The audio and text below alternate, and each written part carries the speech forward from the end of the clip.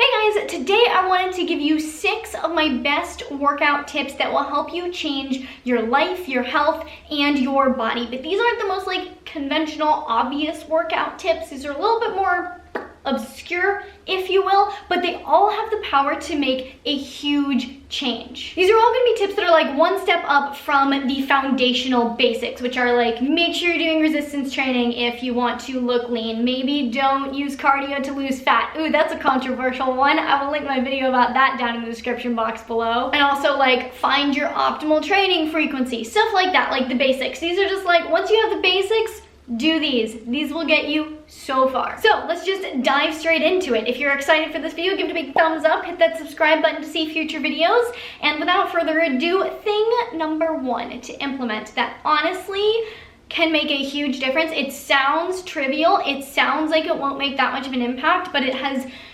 changed my life and changed the lives of a lot of my clients. And that is start off your day with a morning walk. It can literally be 5 minutes, 10 minutes, 15 minutes, an hour if you really want to, but that isn't necessary to get all the benefits from this. Going for a morning walk is one of the best ways to just set up your day for success and reinforce an active, healthy lifestyle first thing in the morning. And now with quarantine and a lot of people working from home, walking to work by just walking around your block a few times is such a good way to separate your home life from your work life. And then I recommend walking home at the end of the day by taking another little walk. It allows you to take that little mental separation from your workspace so that you don't constantly feel like you're at work when you're at home just because you have to work at home. And the benefits of getting early morning exposure to the sun are numerous. Studies show that adults who walked 20 minutes outdoors experience more vitality and energy than adults who walked 20 minutes indoors. Studies also show that exposure to sunshine during the day boosts your brain's production of serotonin.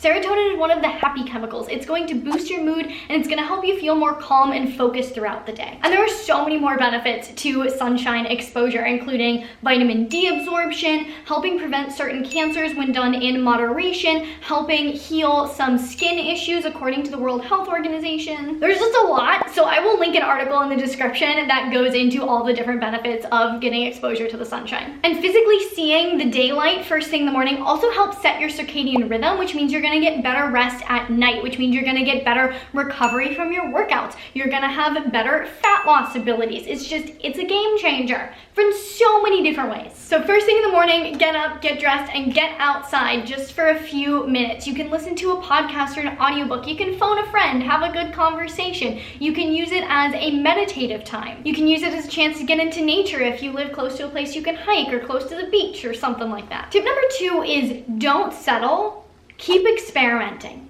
Even if you're absolutely in love with your current training routine, it doesn't hurt to check in with yourself every few months and see if there's anything you can do to change it up and keep yourself engaged. If you're trying to actively make change to your physique or your health or just generally how you're feeling, consistency is absolutely key. And consistency is so much easier when you're having fun and genuinely enjoying what you're doing for your exercise. There are so many different ways to exercise with so many different benefits and different ways you can combine different things and play around and treat exercising and working out as a fun time rather than just something that you have to do. This is a big mistake that I was making for a while this year, is I was trying to get back into exercise after taking a while off because of health issues, and I was trying to just get straight back into lifting. And while I loved lifting so much, and I still love it so much, it wasn't right for where I was. But it's what I was going back to because it's what I was doing before. And as soon as I kind of let go of that and let myself experiment and try out other things and take it slow, listen to my body a little bit more and have more fun with it, I found so many other forms of exercise that I have fallen in love with, like yoga. Never thought I would enjoy that, but I'm actually genuinely enjoying it right now. Practicing handstands. I've gotten so close, guys, by the way. I held a 20-second handstand the other day. Who am I? I don't know. I've also been dipping my toe into things like animal flow and swimming in the ocean for cardio. Not really for cardio, mostly because I love it, but it's a really good form of cardio that I hadn't even thought about. So challenge yourself, experiment, step out of your comfort zone, try new things, and bring the fun into exercise. Make it a lifestyle. Make it something that you just want to keep doing forever because it excites you. This is what's gonna make it so much easier for you to be consistent and get to your goals. Tip number 3 is an extension of and kind of a clause to tip number 2, and that is to make a consistent routine. Now I know I just said like experiment, have fun, try new things, but overall you do still want to build some amount of consistency into your routine. So even if you're checking in every few months and trying new things, in between that, you want to be consistent with what you're doing. Consistency is what gets you real results, not intensity. And people often make this mistake where they go all out, super intense, but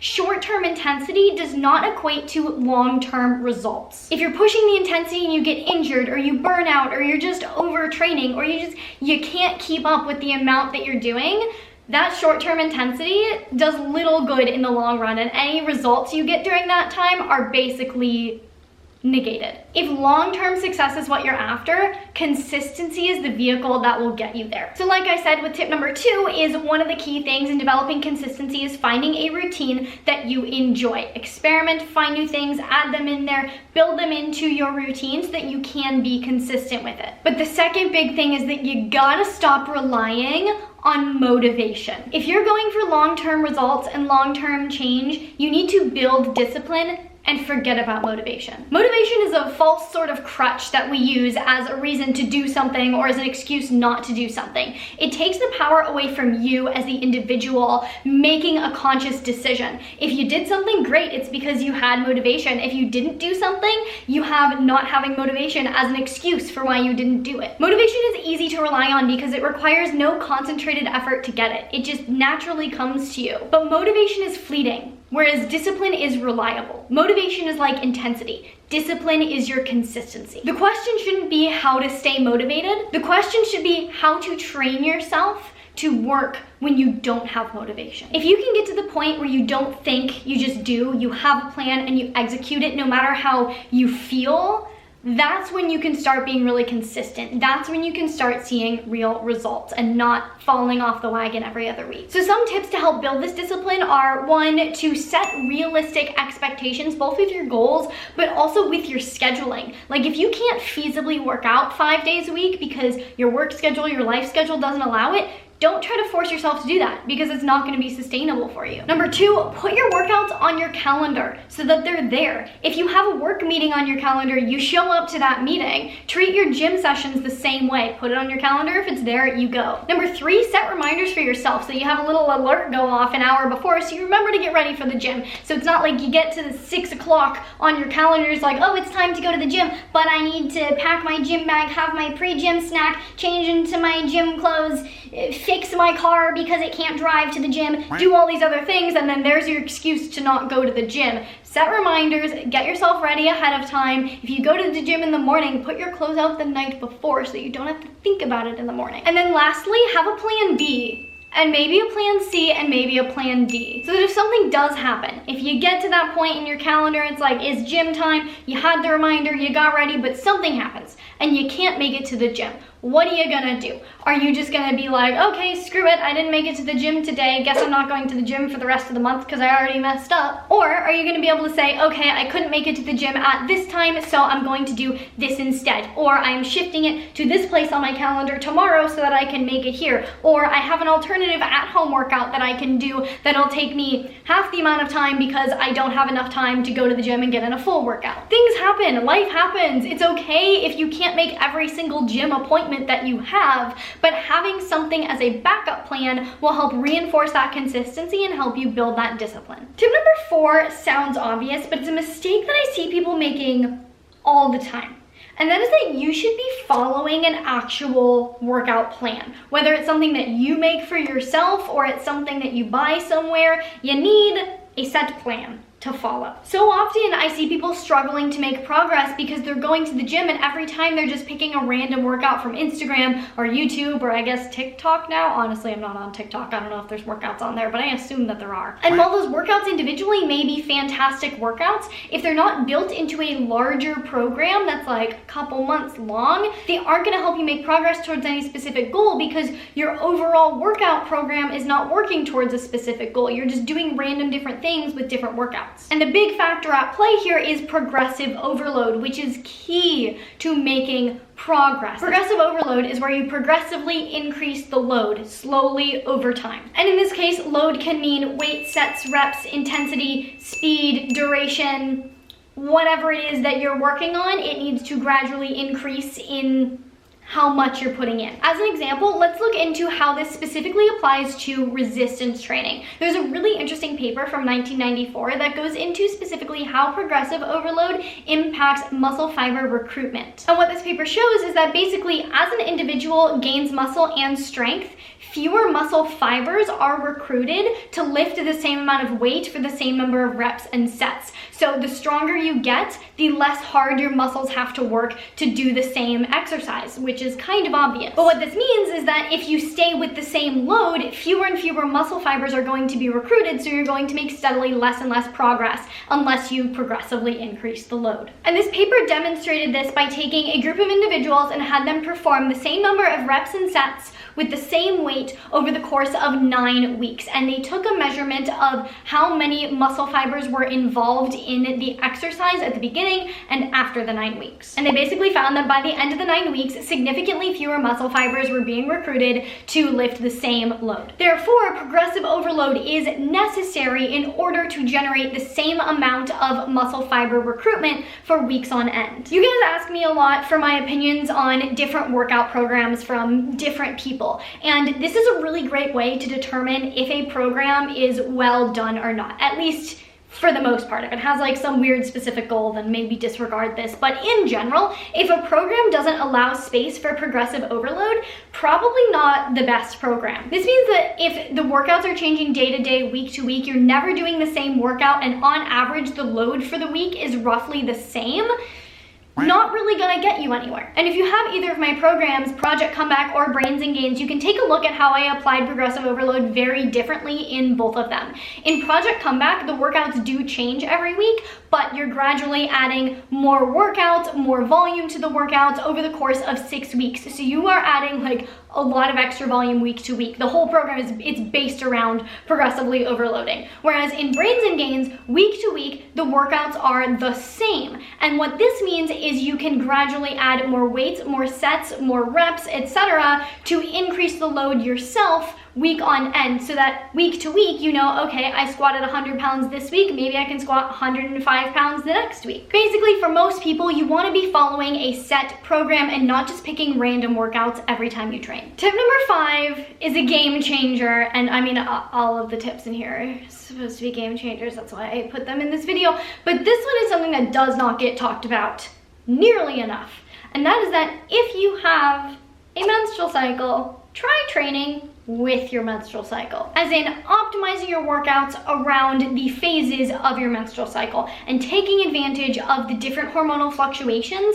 to optimize your results. Today I'm actually filming a video on how I am eating with my menstrual cycle right now, so that should be out later this week. And I do actually already have a full video on how to train with your menstrual cycle if you want to learn more about this. So I will link that down in the description box below. Highly recommend giving that a watch. I used to think that men and women should train exactly the same. I thought that programs for women were BS and they were just catering to like women who were too scared to lift or whatever, and that women can and should do exactly what men do to be just as fit, but that could not be farther from the truth. Like, hormonally, we are not the same. Our bodies function on a much different hormonal frequency. Whereas men have day-to-day fluctuations, women have month-to-month fluctuations. We also have day-to-day fluctuations. So like men go like this, women go like this. A lot of the research done on resistance training and health in general is done on male bodies that don't have monthly hormonal fluctuations. But here's the thing, women are not little men. Here's something you probably didn't know unless you've been watching my videos about all this or have done your own research specifically into this, is that in the latter part of your menstrual cycle / the very beginning of your menstrual cycle, Training intensely is actually counterproductive and can cause you to store more fat. This is because towards the end of your cycle, your estrogen and your progesterone are at an all-time low. And when these hormones are lower, your cortisol responsivity is higher. So if you do anything that is more stressful, your cortisol is going to skyrocket a lot more than it would in the earlier part of your cycle. As we all know, if you're trying to lose fat, having high cortisol is just, it's not helpful in any way, shape, or form. In fact, it is harmful to that goal. So training in sync with your cycle for optimal results is going to look something more like training more intensely in the first half of your cycle during the follicular and ovulatory phase.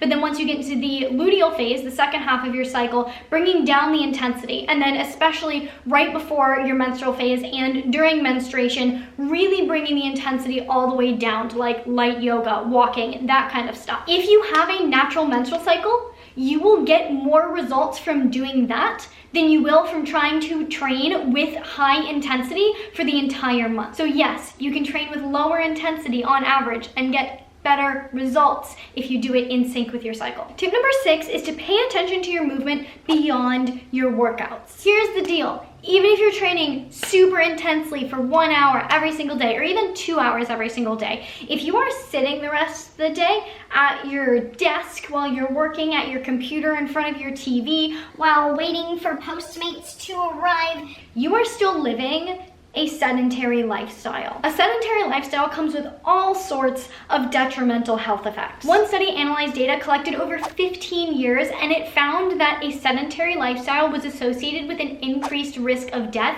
regardless of activity levels. So like regardless of how much the person went to the gym, if they were sedentary outside of that, they had an increased risk of death. So if you don't want to die, stay active. But like actually though, that's very true. So what I recommend doing to combat this is aim for 1 hour of movement throughout the day outside of your workouts. My favorite way to do this is to set a 10,000 step goal, because I know that for me, it takes about an hour to walk 10,000 steps. So I know if I've hit 10,000 steps during the day, I've moved for about an extra hour during the day. But especially with winter coming, I know that walking outside is not super practical for everyone to like hit your step count. So something else you can do is just set an alarm on your phone for every couple hours.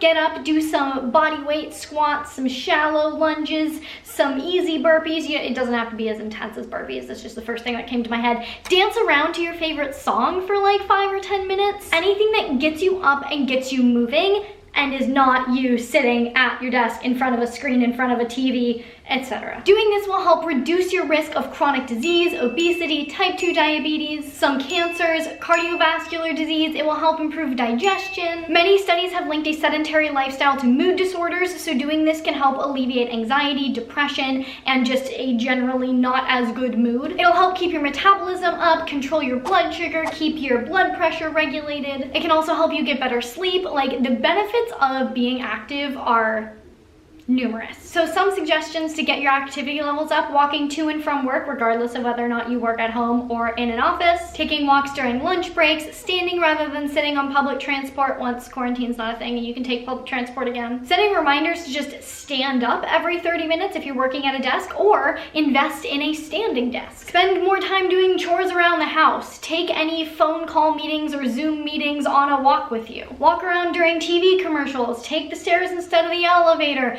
Use your free time to do something active rather than sedentary. That's kind of a big one. If you're using all of your free time to sit, consider starting like a new active hobby. And that's it. Those are my top 6 game changer, beyond the basics tips for working out and exercise. These are all little things that I know sound insignificant and sound like, oh, how is that gonna help me? But I promise you, if you implement these, you will see a big difference. These are things that not only have made a big difference for me personally, but also have had huge impacts on my clients. They've been tested by various people in various situations. Speaking of my clients, I actually have a couple spaces opening up for coaching. If any of you guys are interested in working with me, I had a full list for a little bit, so if you're interested, I will leave a link to apply down in the description box below. Get in there quickly because it's a very limited number of people and I don't have spots open very often. If you have any questions about it, feel free to shoot me an email, but otherwise the